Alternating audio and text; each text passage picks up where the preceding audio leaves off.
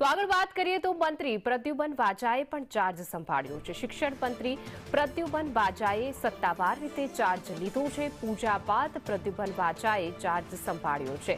તો શિક્ષણ મંત્રી તરીકે તેમને નિયુક્તિ કરવા બાદ પ્રદ્યુમન વાજાએ ચાર્જ સંભાળ્યો છે। તેમાં પણ તેમના પરિવારજનો અને સાથે જ અનેક ભારતીય જનતા પાર્ટીના આગેવાનો નેતા ઉપસ્થિત છે।